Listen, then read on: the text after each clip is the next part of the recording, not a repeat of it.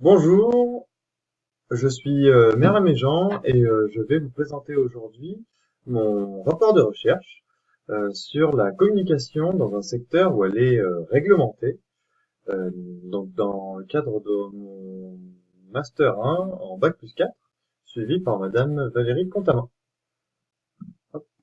Donc dans un premier temps, nous allons voir le diagnostic de l'entreprise et son environnement, le thème abordé, la revue littérature en troisième partie, et puis pour finir, nous finirons donc par la problématique. Euh, un petit historique de ma société. Donc ma société, c'est l'ARAFDES, c'est un institut de formation pour les cadres dans le médico-social, un petit peu comme l'IDRAC, mais spécialisé dans le médico-social. L'ARAFDES a été créé en 1987, donc il y a 30 ans, par Jacques Désigot, qui souhaitait s'installer à Vénissieux dans un premier temps pour être vraiment au cœur des quartiers un petit peu sensibles de Lyon. Ensuite, nous avons connu Madame Colette Trépied, qui elle a voulu ouvrir le développement des formations euh, en 1999. Elle est arrivée en 1999, mais ça a commencé plutôt au début des années 2000, avec notamment la formation, les formations diplômantes. Et depuis 2008 jusqu'en 2019, parce que c'est la date à laquelle il prendra sa retraite, Monsieur Bernard Leménian, qui a voulu augmenter le volet manager avec une idée derrière la tête, malheureusement, c'est pour pallier, pour que les stagiaires puissent, si vous voulez, euh, se préparer aux problématiques de restructuration ou de rationalisation du secteur. Voilà. Alors l'équipe est composée donc de Monsieur Leménian, qui est le directeur général, de Marie Leroy, qui est directrice des formations courtes, donc des intras, c'est-à-dire que la RAFDES, c'est donc un institut de formation qui paye des intervenants que l'on fait venir chez nous pour nos stagiaires, des professionnels du secteur, et on a aussi un volet intra, donc nous envoyons nos professionnels dans directement les entreprises. Donc ça, c'est la partie de Madame Leroy, qui est directrice du pôle formation courte. Madame Cutaille, qui elle est directrice du pôle formation diplômante, avec le CAFDES et le CAFERUIS, qui sont vraiment les têtes de série, si vous voulez, chez nous, qui représentent 70% du chiffre d'affaires, comme son pôle, donc qui est assez important. Et Madame Frédérique Bénard, qui est coordinatrice pédagogique. Un diagnostic un petit peu plus rapide de la RAFDES. Donc la RAFDES aujourd'hui a 30 ans, elle fait un chiffre d'affaires d'environ 1,2 million d'euros. La RAFDES dépend des organismes de financement type OPCA, OPCA ou CIF, c'est-à-dire que euh, les OPCA peuvent financer une partie de la formation selon le projet, etc., des stagiaires. Pourquoi? Parce que on en revient au quatrième point, la formation coûte 16 870 euros, ce qui est quand même un coût assez important. Nous proposons 34 formations, que ce soit des formations diplômantes ou des formations, des accompagnements VAE, valorisation des acquis d'expérience, etc. Nous sommes inscrits au RNCP. Le CAFDES, par exemple, est une formation diplômante de niveau 1, et tandis que le CAFERUIS est un diplôme de niveau 2, équivalent à Master 1, Master 2. Voilà. Alors l'environnement, pour faire un petit peu plus simple, nous sommes trois dans la région lyonnaise avec le CCORA et l'ARFRIP. Et donc c'est de la concurrence directe, mais nous n'avons pas exactement les mêmes formations, donc chacun fait un petit peu son a une part de marché un petit peu différente. Et tout le monde s'entend plutôt bien dans l'ensemble. L'inconvénient, c'est que nous dépendons directement du climat politico-social, c'est-à-dire que lorsqu'il y a des politiques, des gouvernements plutôt conservateurs, La tendance est moins au social et par exemple, au recrutement de fonctionnaires, etc. Alors que c'est pas forcément le cas non plus, hein, quand c'est des politiques plutôt sociales. Mais il y a quand même des tendances, et puis surtout au niveau des lois, des décrets concernant les formations, etc. Les CPF, les comptes personnels de formation, changent, varient chaque année. Alors le thème que j'ai voulu aborder, c'était le thème de la communication dans un secteur où elle est réglementée. Pourquoi? Parce que le secteur médico-social, c'est un secteur très vaste, avec beaucoup de sous-code réglementé. Pour qu'est-ce que ça veut dire? Ça veut pas seulement dire on a une boîte que l'on peut pas sortir. C'est plutôt réglementé avec certaines règles, par exemple des règles déontologiques que que chaque formation a, chaque corps de métier, pardon, a en fonction de leur code.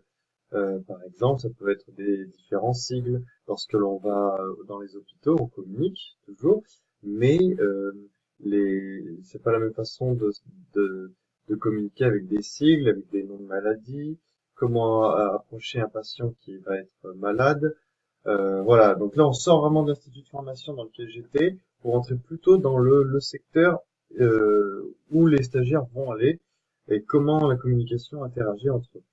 Le secret médical, pareil, c'est une communication aussi, mais qui n'est pas, qui n'est que unilatérale, donc qui ne va que dans un sens. Le praticien récupère l'information, mais ne la diffuse pas. Donc ça, c'est intéressant également. On ne peut pas faire de la publicité, donc c'est interdit de faire publicité d'actes de médecine. Donc comment est-ce qu'on peut communiquer alors sur sur nos pratiques? Par exemple, les médecins font régulièrement écrivent des livres, écrivent des revues, etc. spécialisées, des papiers, ils publient. Et comment est-ce que la communication de crise dans un secteur qui est celui du médico-social, euh, comment est-ce qu'on s'organise à ce niveau-là? Au niveau des œuvres de ma revue littérature, je tiens à préciser quand même que les livres sont assez rares, que les consultations sont souvent payantes, et donc il y avait une recherche pardon assez importante dans modalités et enjeux de la communication externe des réseaux sociaux, des réseaux pardon de santé euh, de d'Isabelle Parru. Elle décrit que les réseaux de santé doivent se faire connaître avec une certaine charte, les ASDES, et donc l'aide à la sociabilisation, au droit à l'éducation et à la sécurité. Donc c'est toutes les lorsqu'un hôpital s'ouvre ou lorsqu'un un EHPAD s'ouvre ou ferme également, savoir quand, comment, la capacité d'accueil, etc. Donc ça, c'était vraiment un, un livre qui m'a beaucoup plu.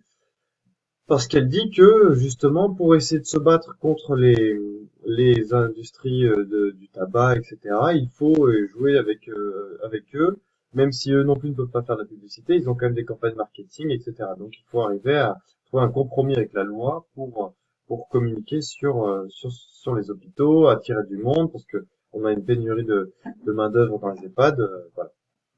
Euh, Ensuite, Pablo Medina Acquerebere, j'imagine, excusez mon accent, qui lui, dans la diffusion de l'identité de l'hôpital à travers la communication interne, parle justement de communication interne, et qui, pour lui, c'est plutôt que les employés des hôpitaux sont les précurseurs, les prescripteurs, pardon, de, du bien fondé et de l'animation des hôpitaux.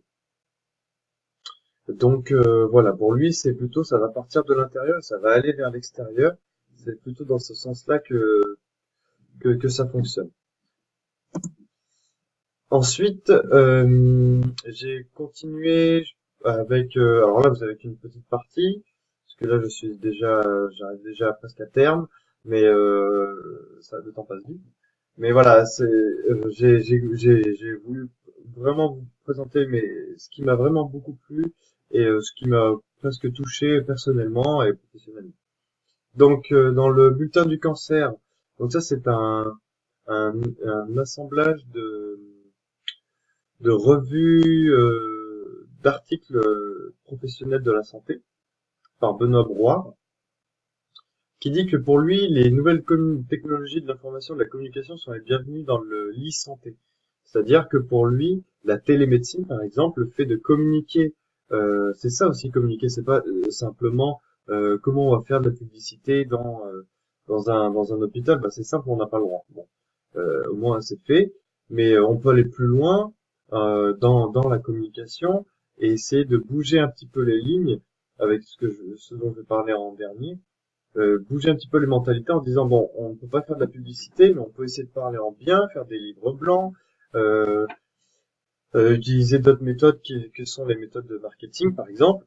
Et pour lui, c'est que les techniques de communication, alors là, c'est vraiment plutôt au niveau technologique que les techniques à part entière d'information, euh, sont les bienvenues pour justement familiariser les générations futures à la communication qui sera celle de la communication de demain, pardon.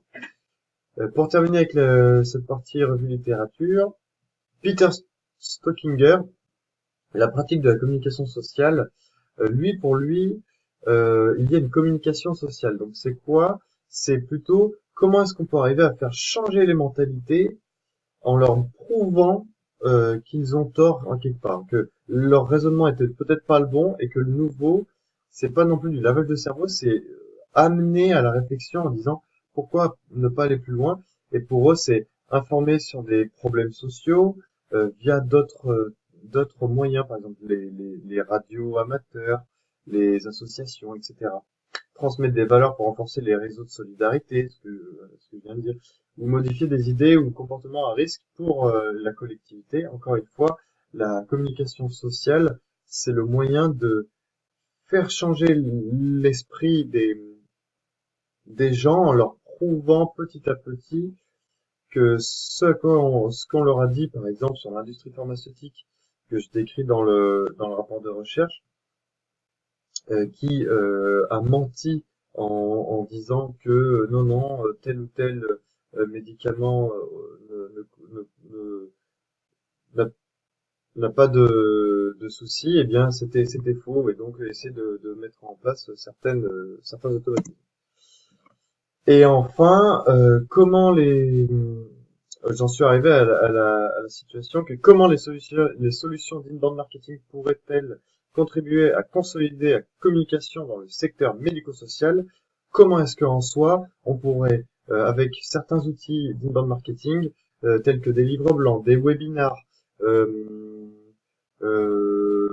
des journées portes ouvertes, etc., comment est-ce qu'on pourrait faire pour consolider cette communication, malgré le fait qu'elle soit assez réglementée, qu'on ne puisse pas tout dire, que lorsqu'un médecin vous dit quelque chose, normalement, on est là pour le croire, alors que maintenant, on se rend compte que ce n'est pas forcément vrai, qu'il y a une sorte de masse de masse média, de communication de masse. C'est-à-dire que maintenant, tout le monde a accès à l'information, tout le monde peut vérifier, contrôler, comparer l'information que l'on a, Doctissimo, etc.